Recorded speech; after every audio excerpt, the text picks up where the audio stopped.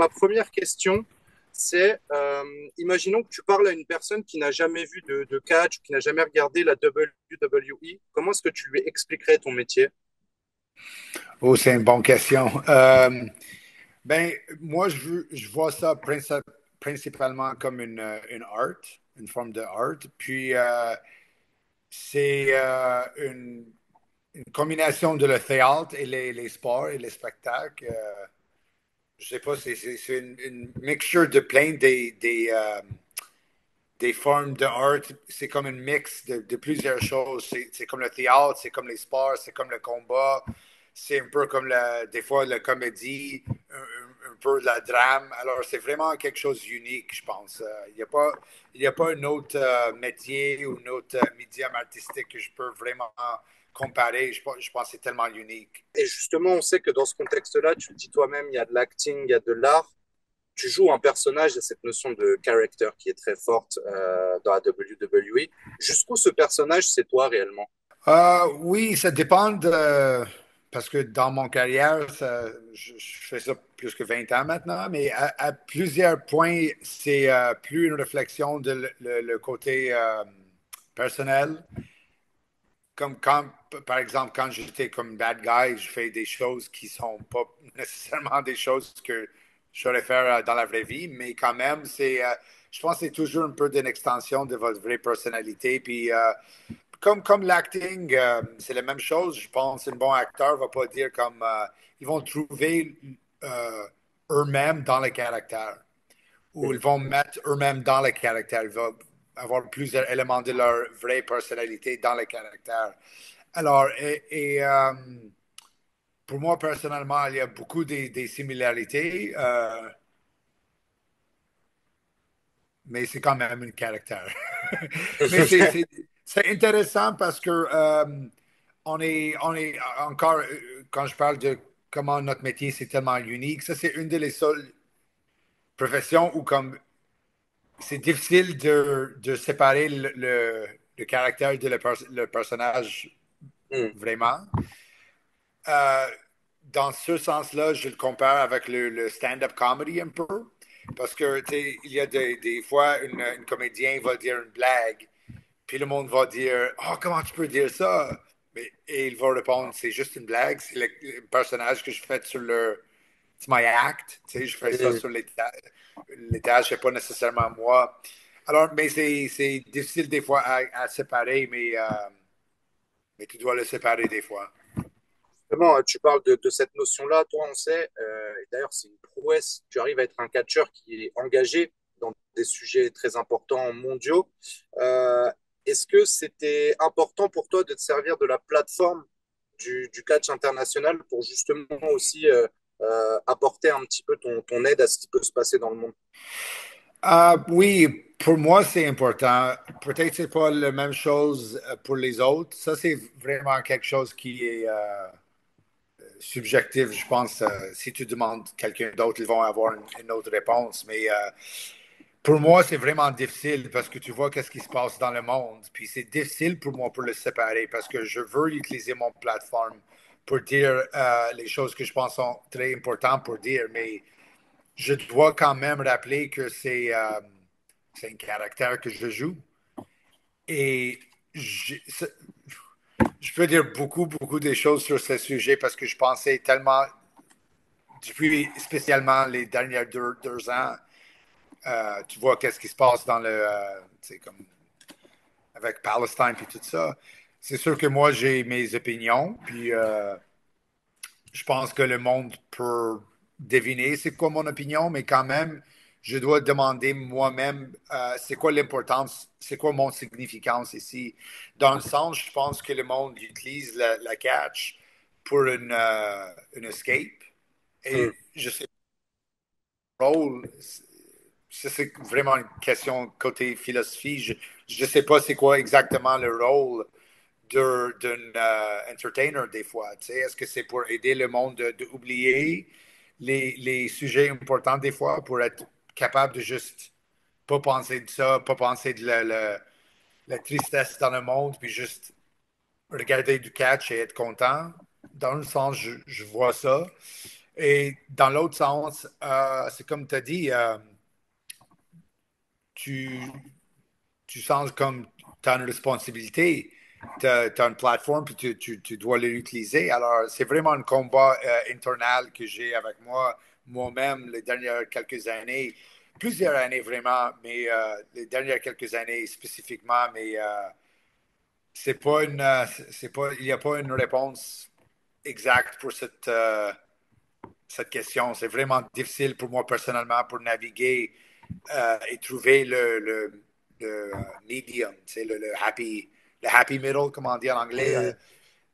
C'est vraiment, vraiment difficile pour moi personnellement. Je ne sais pas si il y a les autres catcheurs qui sentent comme ça, mais pour moi, ça, c'est vraiment comme un sujet vraiment difficile pour moi, vraiment. Et on le sent parce que je pense que tu es aujourd'hui une des superstars qui est les plus humaines qu'on retrouve dans WWE parce que tu as réussi à nous faire pleurer, tu réussis à nous faire très souvent rire, tu réussis à nous éblouir aussi avec des actions spectaculaires, mais en même temps, tu nous apprends des choses aussi sur ce qui se passe. Il y a une richesse autour de ton personnage qui est énorme en fait. Il y en a même qui considèrent que tu es l'un des GOAT qui te manque juste la ceinture de champion. Euh, ouais, merci d'avoir dit ça. Ça, c'est quelque chose que j'essaie de faire parce que je pense comme les caractères sont les- dans les films, dans les télévisions, comme ça a changé. On veut les caractères un peu plus humains, un peu plus ronds, un peu plus comme. Et pour moi, c'est intéressant. Mais ça, c'est un autre sujet que des fois, comme j'ai des sentiments un peu mixtes parce que dans un sens, ton première question, c'est comme si tu dois expliquer quelque chose, le catch à quelqu'un pour la première fois. Qu'est-ce que tu veux qu'il se sache ou qu'est-ce que tu veux que le takeaway. Tu Mm. sais? Et c'est la même chose côté caractère, comme tu veux un caractère dans un sens que le monde peut juste comme mettre Netflix, voir Raw, tu vois, puis il comprend au moins un peu qu'est-ce qu'il voit. Mais si tu peux comprendre tout ce que tu vois dans un instant, c'est comme tu es fatigué vraiment rapidement. Tu dis, oh, je comprends, cette personne, il est ça, et c'est plus intéressant. Mais tu veux, pour moi, je pense que tu veux avoir quelque chose que tu peux comme hooker le gens un peu, et quand il vient avec toi pour les histoires pour plusieurs années, comme tu as dit, il va avoir un moment où tu pleures, tu ris, c'est dramatique. Tu veux un mix. Ça, c'est mon philosophie. Mais il y a des fois, je pense peut-être j'ai besoin de quelque chose juste un peu plus comme Yeet. Tu sais. Si le monde voit ça, tu peux dire, hey, ça, c'est le gars qui fait Yeet. C'est comme, c'est bon. Et même Ouais, Jay, comme je dis pas ça pour le côté négatif à Jay. Jay, il est un parfait exemple parce que lui, il a le Yeet. Jay Uso, il a le Yeet, mais quand même, si tu regardes l'émission, son caractère, il y avait beaucoup de complexité les dernières quelques années. Alors, ça, c'est un bon mix de les deux, d'après moi. ok, très bien. On va revenir sur Jey Uso parce que on va parler des événements qui se sont déroulés en France et qui vont arriver en France. Forcément, lui, il a vécu quelque chose de particulier. Avant ça, je vais juste deux dernières questions un peu plus générales. Quand est-ce que tu as su que tu voulais faire justement du catch professionnel?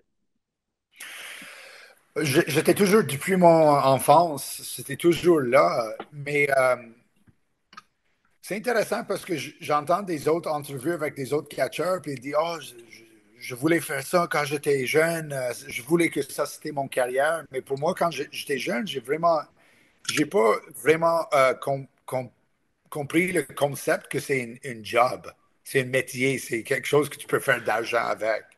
Pour moi, c'était juste quelque chose que j'aimais regarder, puis j'étais une teenager, puis je voulais faire moi-même, et j'ai juste continué avec. C'est pas plus compliqué que ça, c'est toujours quelque chose que j'ai adoré depuis mon enfance, et j'ai toujours été intéressé. Puis quand il y avait l'opportunité pour le essayer moi-même, je l'ai pris. Mais je n'avais pas des expectations de oh, un jour, je vais faire beaucoup d'argent, puis je vais être sur la télé, puis je vais être connu partout au monde. Ça, c'est comme un peu les rêves, mais tu ne penses pas de. je peux pas parler pour les autres, mais moi personnellement, j'ai pas pensé dans ces termes-là.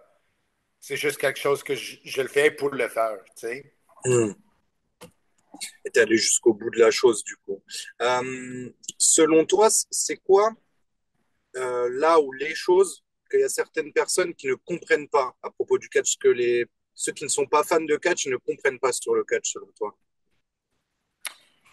Euh, je pense pas que le monde va vraiment comprendre la difficulté pour faire à ce niveau. Hmm. Pour être capable de faire des bonnes entrevues, pour faire le monde pleurer et rire et être nerveux, pour mixer tous les éléments qu'on a parlé tout à l'heure, c'est vraiment, vraiment difficile. Parce que ça mixe plusieurs choses, comme j'ai dit, et c'est plus facile d'être très bon genre, dans une côté. Comme le côté physique, c'est assez difficile. Mais c'est difficile de trouver quelqu'un qui peut faire les combats très physiques et athlétiques et quand même dit des bonnes histoires et fait des bons promos sur le microphone puis tout ça. Comme c'est vraiment, vraiment difficile à ce niveau-là. Puis le monde, je ne sais pas s'il comprend vraiment les difficultés. Et, euh, et en plus, comme quand c'est télévision en direct, c'est un autre monde entier aussi. Alors, c'est vraiment, vraiment intéressant. Un jour, peut-être, je veux faire quelque chose sur ça, comme pas un documentaire, mais juste comme une Un série en insight? télévision. Ouais. Oui, quelque chose. Même pas, mais ça peut être fiction, mais juste pour montrer le monde, c'est quoi exactement qui se passe. Parce que même quand le monde pense que si tu penses que tu sais, puis regarde, on a l'Internet, on est pas tous des gros amateurs, on sait beaucoup plus maintenant qu'on savait depuis 30 ans, qu'on était, ou 40 ans, que les amateurs savent avant. Maintenant, comme on sache beaucoup plus comment ça marche backstage, mais quand même, tu sais pas. C'est Ouais, il faut vraiment, le vraiment, voir. Il vraiment, faut le voir. c'est ça. C'est vraiment un monde compliqué, puis c'est vraiment, vraiment high stress, puis très compliqué, puis très difficile. Et je pense que si le monde savait juste ça, il va avoir un autre niveau de respect pour le métier. Ouais, bah, c'est ce que j'essaie de mettre en avant avec ce type d'interview. Il ne nous reste pas beaucoup de temps, donc je vais essayer de nous projeter un petit peu sur ce qui arrive. Ça bouge beaucoup, beaucoup, beaucoup en ce moment à la WWE. On a vu ton duo avec Jey Uso récemment et avec CM Punk qui est aussi intervenu. Euh, Qu'est-ce que tu penses qui va se passer prochainement? Et est-ce que tu penses que tu pourrais venir sur les événements en France, justement? C'est ce à quoi je pensais en parlant de Jey Uso. Ça a un petit peu changé aussi toute son histoire finalement, cette entrée à Lyon avec le Heat et toutes les personnes. Est-ce qu'on pourrait te voir par exemple avec Jey Uso à Paris faire ce genre de choses? Moi, avec Jay Uso, tu veux dire? Ouais. Ça, j'ai aucune idée. mais, mais je voudrais être comme je veux être dans le centre de cette énergie. C'était vraiment, parce que j'étais vraiment déçu, je n'étais pas là à Lyon. Je voudrais vraiment, vraiment, vraiment être là, mais c'est juste dommage. C'est comment ça marche aujourd'hui avec les PLE. Il y a moins de combats, alors il y a moins des personnes là-bas, mais les combats, ils ont plus de temps pour vraiment comme dire leur histoire puis mettre un bon combat d'une vingtaine ou trentaine de minutes. Avant, tu avais des PLE avec 8 ou 9 combats, mais ils sont 10 minutes ou sont rapides. C'est pas important. C'est une nouvelle philosophie là-bas, mais euh, tout, tout ça pour dire que je n'étais pas là. Et je regardais et je savais que la foule va être comme ça, les amateurs ça va être une énergie juste incroyable et débile. Puis c'était malade. Puis j'étais pas là. Mais c'est sûr que si je suis là pour Lyon ou pour Paris pour Clash, puis je pousse déjà pour le dire comme hey, je ne veux pas le manquer encore. Euh, c'est sûr que je vais être dans le centre de cette énergie parce que c'est juste. Il n'y a pas beaucoup de temps dans ton carrière, même si tu es chanceux, même si tu deviens une champion mondial, puis tout ça, les moments comme ça, avec ce niveau d'énergie, comme tu vas rappeler ça toute ton carrière. Tu n'oublies pas quelque chose comme ça. Et maintenant, ça fait plus qu'un an ou 2 ans depuis Lyon. et on parle encore de la foule ce soir en Lyon. C'était tellement comme mémorable, tu sais, Hmm. qu'on parle encore de ça maintenant. Alors, je pense en Paris, ça va être fou. Et je vais finir avec deux questions rapides. C'est quoi l'importance du public pour toi dans le catch? Moi, j'ai l'impression qu'il n'y a aucun show et il n'y a aucun sport où tu es autant en connexion avec le public.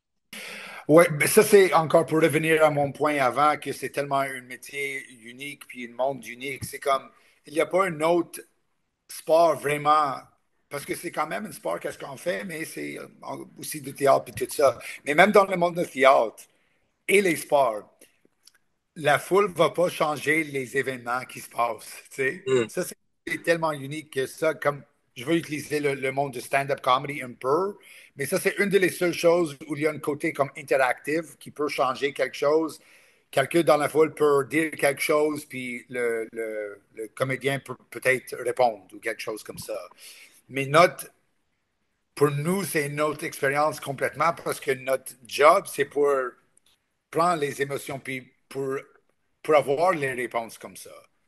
Mais les réponses peuvent changer puis tu dois toujours adapter. C'est juste, il y a un côté d'interaction qui n'existe pas vraiment dans n'importe quel autre côté sportif ou dramatique. Il n'y a rien qui est interactif à ce niveau-là. C'est vraiment, Hmm. vraiment intéressant.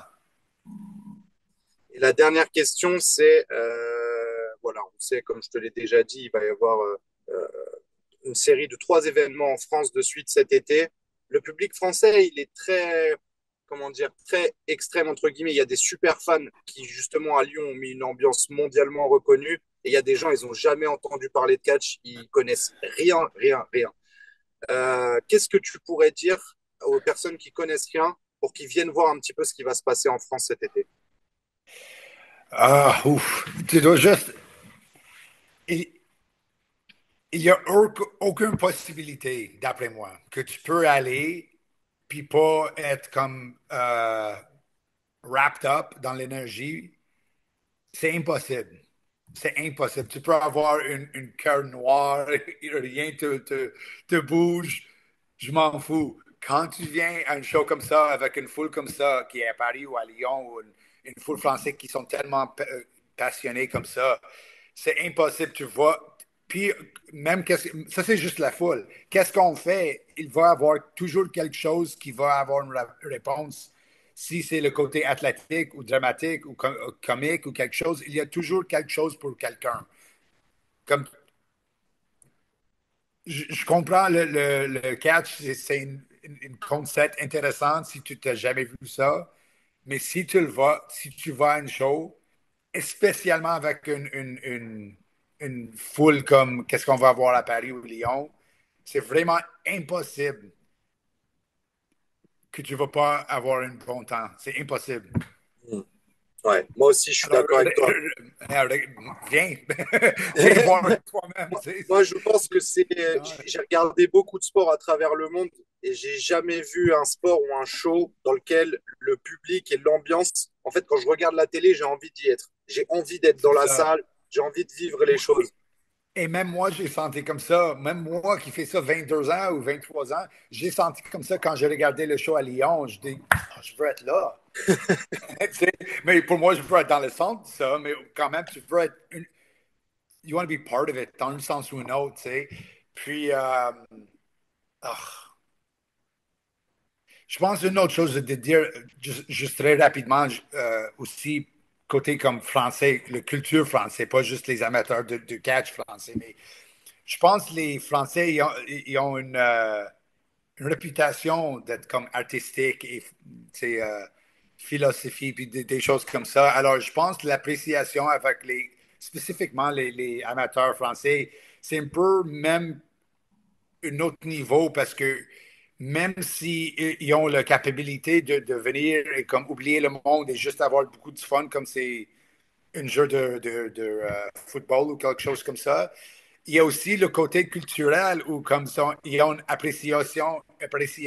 je peux pas parler, une appréciation de notre auteur pour côté artistique, puis les questions de comme le good guy, puis le bad guy, puis les questions philosophiques qu'il y en a dans le monde du catch. Alors, je pense, ça c'est une autre raison que si tu es juste comme un gars français, puis tu n'es pas un amateur du catch, tu vas voir rapidement comme, ah, ça c'est pas quelque chose, ça c'est quelque chose plus que juste des gars qui font des combats dans le ring. Tu vois Mm. puis il y a d'autres layers, puis des autres niveaux à ça.